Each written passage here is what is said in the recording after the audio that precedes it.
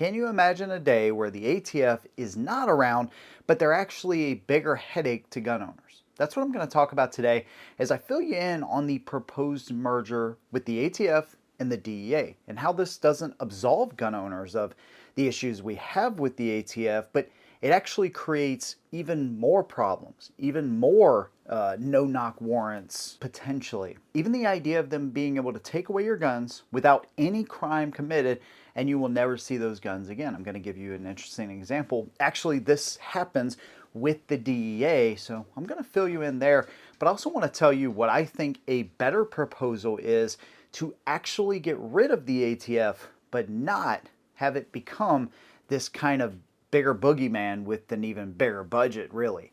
There's actually multiple layers here that have to be considered when getting rid of the ATF for good. We're gonna walk through those. Of course, I want to hear your opinion. Whatever it is down below, let's go ahead and jump right in. Now, this could be happening a lot sooner than what some of us actually realize, because Deputy Attorney Todd Blanche said this back in March. He floated the idea. Well, now, a little bit later this year, you have the proposed budget for next year.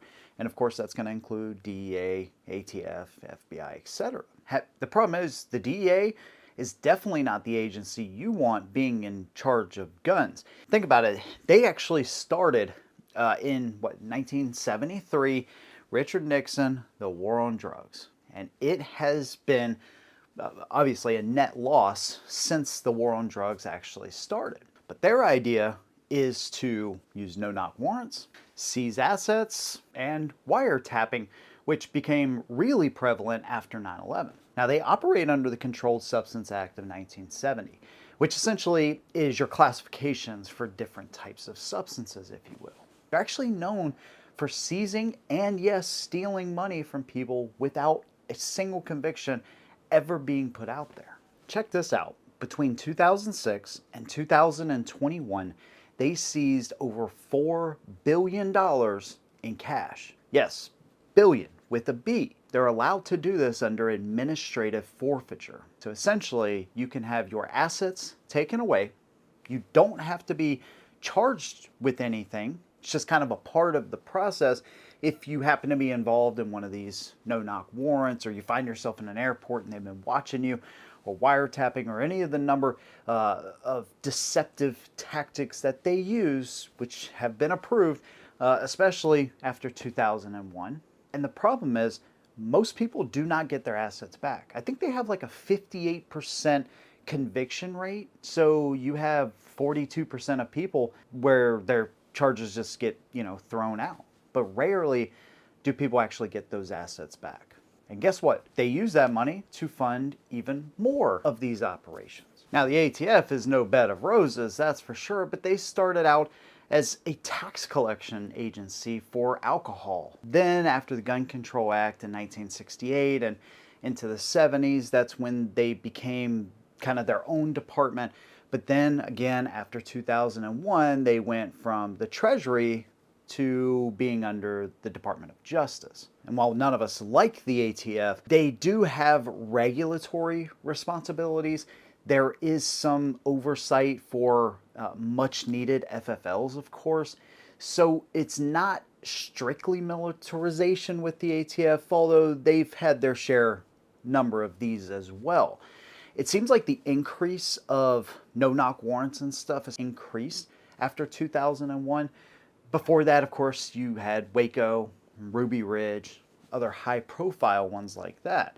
But they were doing like 1,500 to 2,000 of these a year, which is way too many. But now it's estimated that the ATF utilizes like 10,000 plus per year. And guess who else is known for doing these no-knock warrants? The DEA. And this is one of those key areas with the ATF that makes them so dangerous. Right? We all joke about how the ATF really hates dogs, right? They hate the fact that you own a dog because of how many unfortunate furry friends have lost their lives in the mix too, but also the people that have lost their lives as well in these no-knock warrants. Notably, Brian Malinowski, who was a freaking director at an airport. The guy was making $250,000 a year, and he just happened to collect firearms. They gave him 28 seconds from the time they knocked on the door to the time they entered. And he, of course, fired back because this is what I've talked about before. In the middle of the night, there is no possible way, well, I can't say no possible way, but there is very little chance that you're going to be able to distinguish somebody pounding on your door and if that is the police or is that somebody trying to harm me or my family. So he exchanged fire with him and unfortunately lost his life in the process. This is not going to be fixed if you merge with another three-letter agency that believes in doing the same exact thing. As a matter of fact, you might give them more power to actually do that because their budget, of course, is going to increase. It's not going to decrease. Now, we don't know exactly how many agents would end up just losing their jobs altogether at the ATF if there is a merger, but you can almost guarantee that the budget's going to probably go up once you combine one agency into the other. DEA isn't known for doing like regulatory type of stuff and paperwork. They're known for basically prosecuting, basically enforcement, almost like a militarized version of the ATF, even more militarized version of the ATF than what we already have. Right? There's still going to be rules, there's still going to be regulations that FFLs have to follow, and even if we get stuff like the NFA dropped completely, right? Let's say it actually, goes through and no more regulations on suppressors, SBRs, all of that. Well, FFLs still have to be in compliance with many other things. So where does that responsibility now fall? Do they give this duty off to some kind of civilian administrative team and then say, okay, here you go. And they don't know the regulatory process or they push it back because this isn't really what they do. So now you have potentially longer waiting times, denials. You could also have FFLs literally facing higher scrutinization because now you have people that don't deal in this area, right? It's a very specialized thing that you're talking about. And we need no more examples of people talking about firearms when they know nothing about firearms because it's already bad enough. Now you give people regulation. You want to talk about stripping people of their Second Amendment rights. Well, here's a way that you could actually do it under the guise of, hey, we're transitioning. This is a transitioning period. So just give us a little bit of time where you could seriously halt people being able to not only do their jobs, but exercise their rights as well. Could you imagine the DEA, who is known for being super tight-lipped, not really having a ton of oversight, right? They're not called for congressional meetings nearly as often as the ATF is. And the ATF still takes their power and rulemaking and what they do too far. Even with more congressional oversight, now you're handing it off to somebody that has even less. Wiretapping, more aggression towards gun owners, denials. This is just like one of the worst agencies that you could actually ever hand off to the ATF and absolve it to. So what is an actual answer here? Well, one thing you could do, this is a possibility, is decentralize the ATF's powers altogether. So you absolve that agency, fine. Then you give the regulatory responsibilities back to the states. Licensing, all of that kind of stuff goes to them. Now, of course, background checks are still going to go through NICS, which is done through the FBI. But there's got to be proper funding for that as well, because you already see, which is why background checks largely are a joke, to be honest with you, because you'll have states do their own background checks, but they're not properly funded, and there's mistakes that are made there. So you got to be careful about who you give this off to. Of course, it sounds good, decentralizing and handing that responsibility back to the states, but you got to make sure things are done in a timely fashion, they're properly staffed, people know the regulations, right? You're not giving arbitrary denials, you're not holding people up for exercising their rights. It's not a hunting license, right? It's not a fishing license or a permit. This is constitutional rights, it's not privileges. So you got to have people in there that understand that difference and how significant this is. But then you have blue states, right, who already take it upon themselves to essentially strip constitutional rights from their constituents.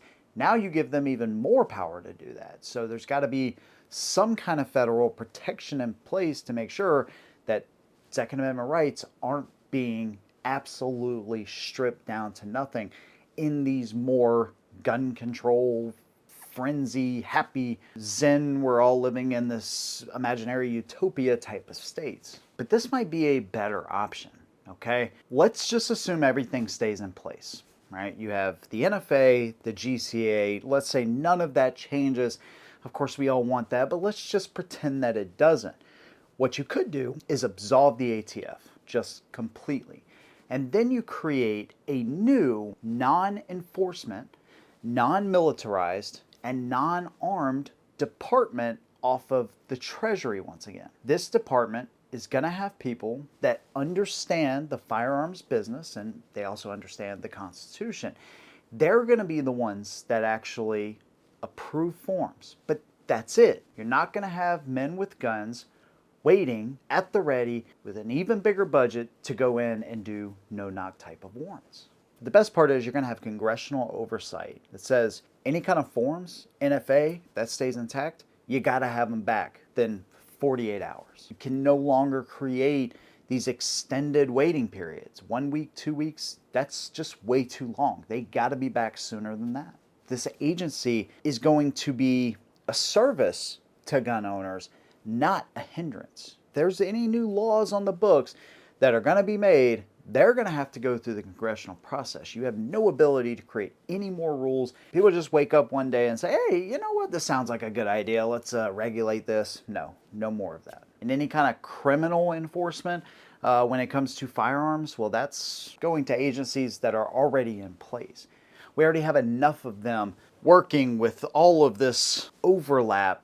We don't need one more. Your job is going to strictly be to serve the citizens of the United States and make sure that the process of buying a firearm is as easy as it possibly can be. Always going to have rules and regulations and stuff like that when it comes to firearms, but decentralizing, sending some of this maybe back to the states, maybe putting in place federal protection for Americans in more hostile 2A states, and then decentralizing, putting the ATF, what's left of the ATF, back under the Treasury. Their job is to simply do paperwork without the SWAT teams. There you go. There's my opinion. I'd love to hear yours. Let me know what you think down below. If you like what I do, consider subscribing. See you in the next one. And as always, hold 'em down.